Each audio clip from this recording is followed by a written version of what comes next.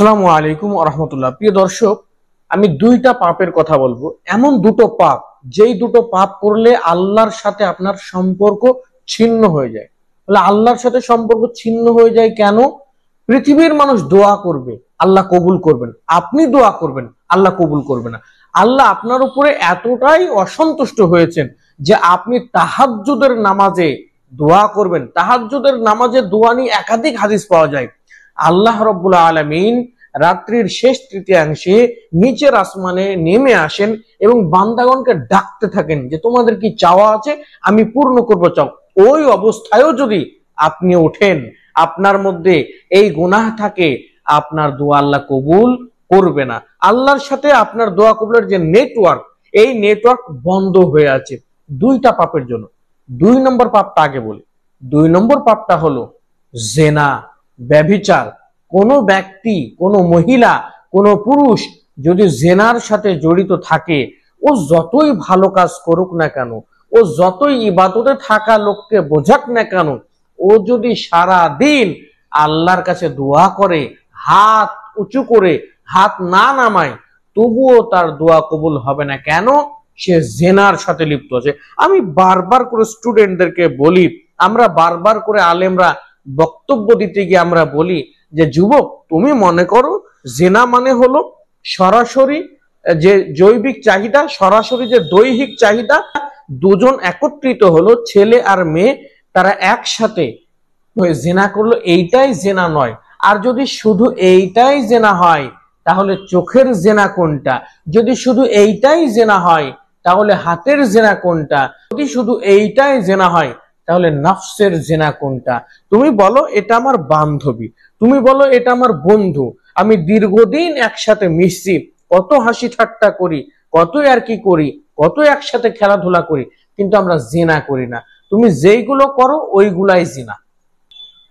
আর এক শ্রেণীর মহিলা আছে, পুরুষ আছে, তারা টাকার বিনিময়ে জেনা করে। এই জেনা ব্যভিচারকারী যারা, ব্যভিচারিণী যারা, এরা আল্লাহর কাছে দুহাত উঁচু করে যতই চাইবে না কেন, যতই চাক, হবে না।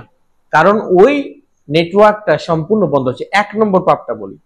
1 নম্বর পাপটা এত বড় পাপ, আল্লাহ রাব্বুল আলামিন বলছেন পবিত্র কোরআনুল মাজিদের মধ্যে যে ইন্নাল্লাহা লা ইয়াগফিরু আইয়ুশরাকা বিহি ওয়া ইয়াগফিরু মা দুনা যালিক। যদি কোনো ব্যক্তি শিরক করে তাহলে আমি তার গুনাহ ক্ষমা করি না। এই প্রসঙ্গে একটি হাদিসে কুদসির মধ্যে একটি রিওয়ায়াত পাওয়া যায় যে কিয়ামতের দিন আল্লাহ রাব্বুল আলামিন বলছেন, আমার বান্দারা যদি গুনাহ করে আমার কাছে আসে আর তাদের গুনাহগুলোর মধ্যে যদি শিরকের গুনাহ না থাকে তাহলে আমি তাদের পাপকে ক্ষমা করে দেব। শিরক এমন একটা ভয়ঙ্কর জুলুম, ইন্না শিরকা লাযুলমুন আযীম। শিরক হচ্ছে এত বড় অত্যাচার, এত বড় জুলুম, এই শিরকের মতো জুলুম পৃথিবীর বুকে আর নাই। শিরক এত বড় জুলুম, শিরক করলে আল্লাহ এত বেশি তার উপরে রাগান্বিত হন যে পৃথিবীর কোনো অন্যায় নাই যে অন্যায় করলে আল্লাহ এত বেশি রাগ করেন। শিরক এমন একটা জিনিস, আল্লাহ রাব্বুল আলামিন বলছেন আল্লাহ রাসূল সাল্লাল্লাহু আলাইহি সাল্লামকে যে তুমিও যদি শিরক করো তোমার আমলনামা আমি ধ্বংস করে দেব। শিরক এমন একটা জিনিস, একটা বান্দার যতই আমল থাকুক না কেন সব পুড়িয়ে ছারখার করে দেয়। শিরক এত বড় জিনিস। তো এই দুইটা পাপ, 1 শিরক, 2 জেনা। অনেকে গোপনে জেনা করে, অনেকে প্রকাশ্যে জেনা করে।